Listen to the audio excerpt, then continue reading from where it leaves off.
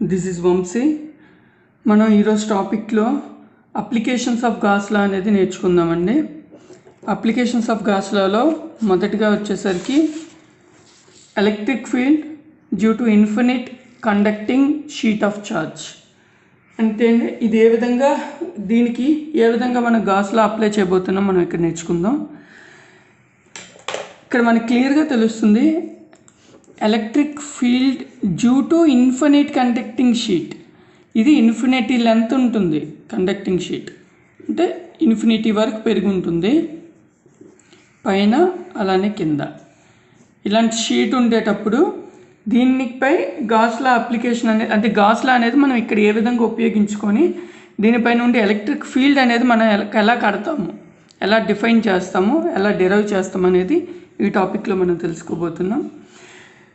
ఇక్కడ main basic content ఏంటంటే మీకు ఎటువంటి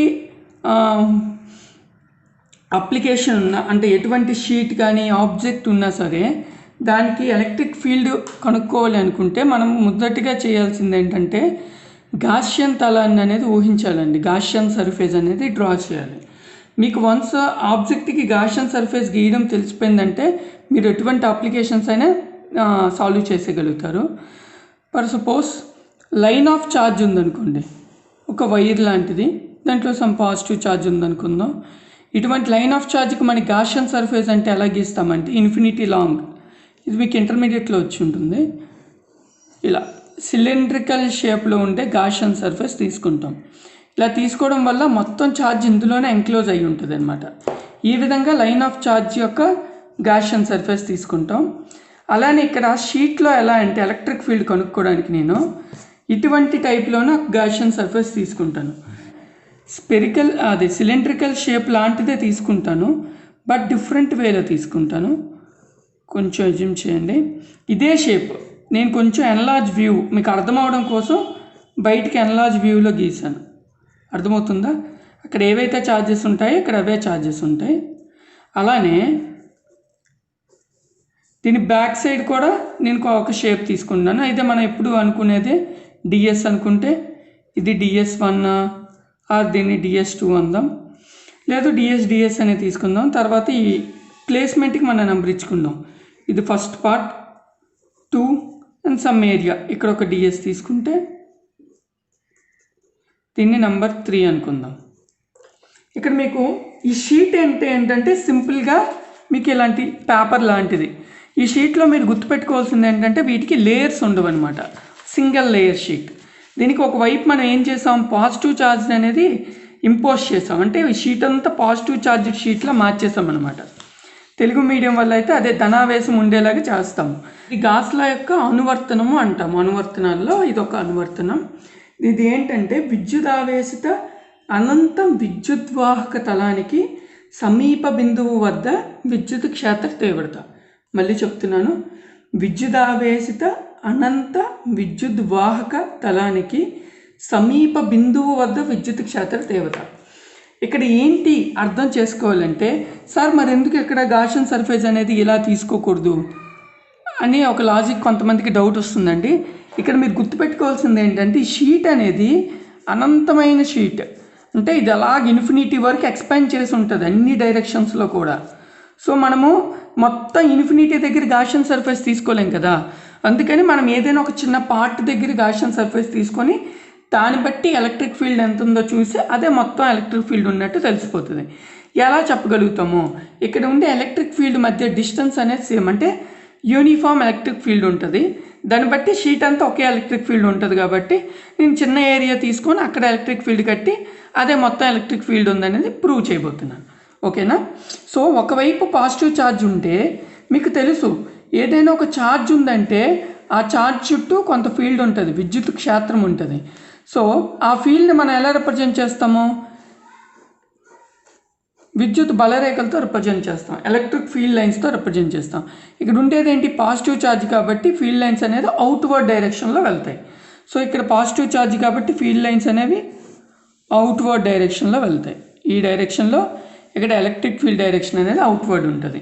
ఎందుకు, ఇది పాజిటివ్ ఛార్జ్ కాబట్టి అవుట్వర్డ్. వెనక్ సైడ్కి కూడా ఇదే పాజిటివ్ ఛార్జ్ కదా, దానికి అటువర్డ్ అవుట్వర్డ్ డైరెక్షన్ అంటే ఏంటి, వాటికి ఇలా వెళ్తుంది అనమాట.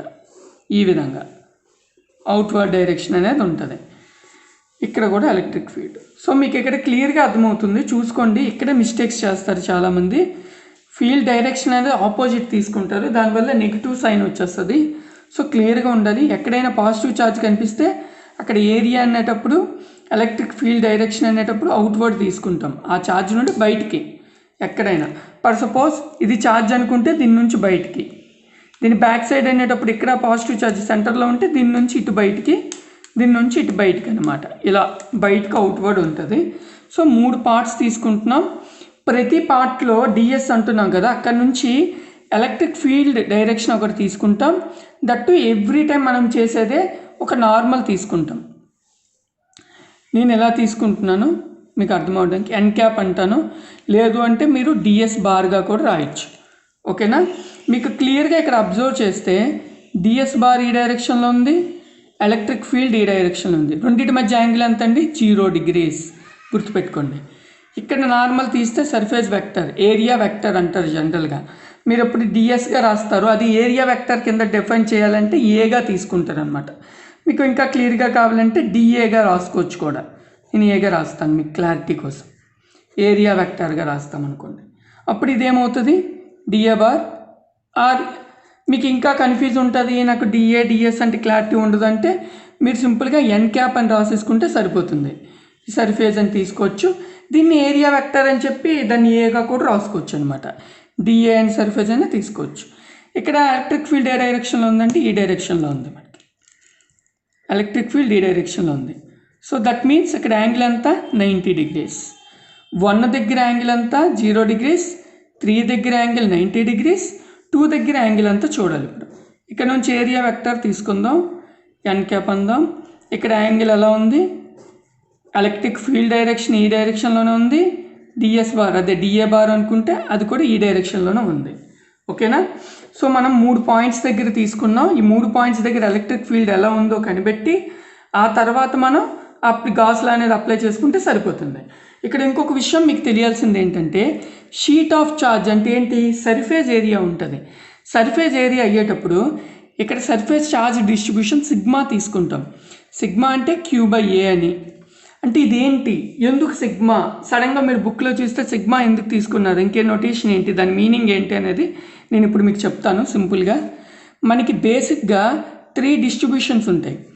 ఫస్ట్ వన్ ల్యాండాతో తీసుకుంటాం.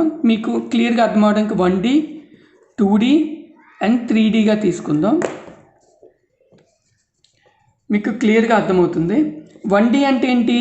వైర్ ఇలాంటి షేపుల్లో, రాడ్ వైరు ఇలాంటివి ఏంటంటే 1 dimensional. దానికి ఎలా తీసుకుంటామంటే దాన్ని ల్యాండాతో రిప్రజెంట్ చేస్తాం. ఓకే, దాని మీనింగ్ ఏంటంటే ఛార్జ్ పర్ లెంత్. ఒక లెంత్ ఉంటుంది కదండి. 1D అంటే ఏంటి? డైమెన్షన్లో ఒక లెంత్ మాత్రమే ఉంటుంది. 2D అంటే ఏంటి? లెంత్ బ్రెడ్త్ 2 ఉంటాయి. సో లెంత్ బ్రెడ్త్ ఉండేదాన్ని సిగ్మాతో రిప్రజెంట్ చేస్తాం. దీన్ని సర్ఫేస్ ఛార్జ్ డెన్సిటీ అంటాం. ఛార్జ్ పర్ ఏరియా 2 డైరెక్షన్స్ ఉంటాయి, లెంత్ బ్రెడ్త్. దాన్ని యూనిట్స్లో తీసుకుంటే మీటర్, లెంత్ ఇంటూ బ్రెడ్త్ ఏంటి అవుద్ది? ఏరియా అవుతుంది. అదే 3 dimensionలో తీసుకుంటే వాల్యూమ్ అవుతుంది. దానికి ఏంటంటే సేమ్ ఛార్జ్ పర్ వాల్యూమ్ అంటాం. ఛార్జ్ పర్ వాల్యూమ్ వస్తే దాన్ని రోగా తీసుకుంటాం. Volume density, surface density, linear density అంటాం. Length, linear density. ఇవి మీకు బేసిక్ థింగ్స్ అండి. మీకు ఎక్కడైనా ల్యాండా అనే సింబల్ కనిపించిందంటే అక్కడ మీకు 1D ఉన్నట్టు, 1 dimensional ఆబ్జెక్ట్ ఉన్నట్టు. సిగ్మా కనిపించిందంటే అక్కడ 2 dimensional ఆబ్జెక్టు అంటే సర్ఫేసు ఆర్ ఏరియా ఉన్నట్టు. 3 dimensional కనిపించిందంటే సమ్ క్యూబ్. ఇటువంటివన్నీ 3 dimensional. లెంత్, ఇది లెంత్గా తీసుకుంటే బ్రెడ్త్, హైట్ 3 dimensions ఉంటాయి. Length, breadth, height. ఇదిగోండి హైట్, లెంత్, బ్రెడ్త్ అనమాట. 3 dimensions ఉంటే అది రోగా తీసుకుంటాం. ఇలాంటి ఆబ్జెక్ట్ సాల్వ్ చేసేటప్పుడు రోని యూజ్ చేస్తాం. ఇలాంటి ప్లేన్ ఆఫ్ షీట్ తీసుకునేటప్పుడు సిగ్మా తీసుకుంటాం. సిగ్మా అంటే గుర్తుంది కదా, ఛార్జ్ పర్ ఏరియా. అంతే, ఇదొక్కటి గుర్తుంటే మీరు సాల్వ్ చేసేవచ్చు. సో దీని నుంచి మనకి ఛార్జ్ కావాలంటే ఏమవుతుందండి? సిగ్మా ఏ. ఈ మొక్క మీరు గుర్తుపెట్టుకుంటే మనం సాల్వ్ చేసేవచ్చు. మనం ఇక్కడ గాస్ లాని ఉపయోగిద్దాం. గాస్ లా మనకి అందరికీ తెలుసు. సర్ఫేస్ ఇంటిగ్రల్ ఈ డాట్ డిఏ 1, నేను 1 అని తీసుకుంటాను క్లియర్గా, 1 2 3 అని. ఈ సెకండ్ ఇంటిగ్రల్ ఈ dot DA plus third shape 3 ఉన్నాయి కదా, ఈ డాట్ డిఏ. ఇవి దేనికి సమానం అండి? గాస్లా మీకు తెలుసు కదా, ముందు గాస్లా రాసుకుందాం. సర్ఫేస్ ఇంటిగ్రల్ ఈ dot ds is equal to q by epsilon naught అంటాం. అక్కడ మనం స్మాల్ క్యూ తీసుకున్నాం, ఏదైనా ఒకటి, క్యూ బై ఇప్సిలాన్ నాట్. ఇక్కడ ఏంటి, ఛార్జెస్ అనేవి నెంబర్ ఆఫ్ ఛార్జెస్ ఉన్నాయి కాబట్టి ఛార్జెస్ ఇన్సైడ్ ఈ షేప్లో కదా, ఇన్సైడ్ ఇన్ని ఛార్జెస్ ఉన్నాయి మాత్రమే మనకి కావాలి, అందుకే క్యూ ఇన్ అని రాస్తున్నాను. ఓకేనా? సో ఇవి దేనికి సమానం? Q in by epsilon not అనమాట. ఫస్ట్ మీకు తెలుసు ఈ డాట్ డిఏ అంటే ఎలా రాయొచ్చండి? సింపుల్, గుర్తొచ్చిందా? EDA cos theta. పోన్లే, మనం ఇంకేం చేద్దాం, ఒక స్టెప్ తర్వాత అది రాద్దాం, మీకు ఇంకా ఈజీగా ఉంటుంది. ఈ డాట్ డిఏ అయ్యేటప్పుడు మనకి ఇక్కడ ఒక విషయం తెలుసు, ఎలక్ట్రిక్ ఫీల్డ్ లైన్స్ అనేవి డిస్టెన్స్ సమానంగా ఉన్నది ప్రతి 2 లైన్స్కి. దాని మీనింగ్ ఏంటి? ఎలక్ట్రిక్ ఫీల్డ్ అనేది ఇక్కడ యూనిఫామ్గా ఉందని. సో ఎలక్ట్రిక్ ఫీల్డ్ మనం బయటికి తెచ్చేయచ్చు ఇంటిగ్రల్ నుంచి. అప్పుడు ఇంటిగ్రల్ డిఏ, ఇది ఫస్ట్ ఇంటిగ్రల్. సిమిలర్లీ ఈ బయటకు వచ్చేస్తే surface integral, second integral DA, and ఇది కూడా బయటకు వచ్చేస్తే థర్డ్ది డిఏ అనమాట. Integral DA small part DA అయితే టోటల్ ఇంటిగ్రల్ ఏమవుతుంది? ఏరియా ఏ అవుతుంది.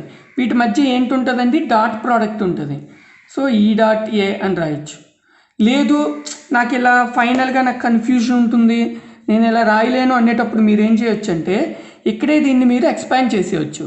అలా ఈడిఏ కాస్ థీటాగా రాసేసుకున్నారనుకోండి, ఈడిఏ కాస్ థీటా, ఇది కూడా ఈడిఏ కాస్ థీటాగా రాసుకోవచ్చు. ఇలా రాసేటప్పుడు ఏంటి, మనం ఆల్రెడీ సాల్వ్ చేసాం. ఫస్ట్ పార్ట్ దగ్గర, ఫస్ట్ పాయింట్ దగ్గర ఎంత ఉంది? యాంగిల్ 0, కాస్ 0 ఎంత? 1. సెకండ్ పార్ట్ యాంగిల్ ఎంత ఉంది? ఇది కూడా 0నే ఉంది. సో దాని పార్ట్ ఎంత? దాని కాస్ థీటా, కాస్ 0 ఎంత? 1 మ్యాక్సిమం. థర్డ్ పార్ట్ ఇక్కడ 90 degrees ఉంది, కాస్ 90 ఎంత? 0 కాబట్టి మొత్తం వాల్యూ 0 అయిపోతుంది, మరి ఇంక సాల్వ్ చేయక్కర్లే. అప్పుడు ఇది ఎలా రాయొచ్చు? ఈడిఏ రాసివచ్చు సింపుల్గా, మరి డాట్ మనం రిప్రజెంట్ చేయక్కర్లేదు. అప్పుడు ఇంటిగ్రల్ బయటికి తెచ్చేసుకుంటే మీకు ఈజీ అయిపోద్ది. అప్పుడు ఇది ఎలా రాయొచ్చు? ఈఏ ప్లస్ ఈఏ మిగిలింది, మొత్తం కలిపితే ఏమవుతుంది? 2EA అవుతుంది. ఇది దేనికి సమానం? Q in by epsilon naught. మనకి ఛార్జ్కి ఫార్ములా ఏంటండి? ఇక్కడ సర్ఫేస్ ఛార్జ్ ఉంది, ఇక్కడ సర్ఫేస్ ఛార్జ్కి ఏంటి formula? Sigma into A. So అది నేను సబ్స్టిట్యూట్ చేస్తున్నాను, sigma A by epsilon naught. So నాకు ఏం కావాలి? ఎలక్ట్రిక్ ఫీల్డ్ ఫైండ్ అవుట్ చేయాలి. ఫైనల్గా మనం ఎలక్ట్రిక్ ఫీల్డ్ కట్టాలి. సో ఎలక్ట్రిక్ ఫీల్డ్కి ఫార్ములా అంటే సబ్జెక్ట్గా తీసుకుంటే ఇంక రిమైనింగ్ ఏంటి? బయటికి వెళ్ళిపోతాయి. అప్పుడు ఏమవుతుంది? Sigma A by 2 epsilon naught A అవుతుంది. ఏ క్యాన్సిల్ అయిపోతుంది. అప్పుడు ఏం మిగిలిందండి మనకి? Sigma by 2 epsilon naught. ఒక షీట్ ఆఫ్ ఛార్జ్లో ఒక సైడ్ మాత్రమే ఛార్జ్ ఉంటే, ఒక షీట్ ఉంటే దానిపైన ఉండే ఎలక్ట్రిక్ ఫీల్డ్ ఎంతండి? Sigma by 2 epsilon not.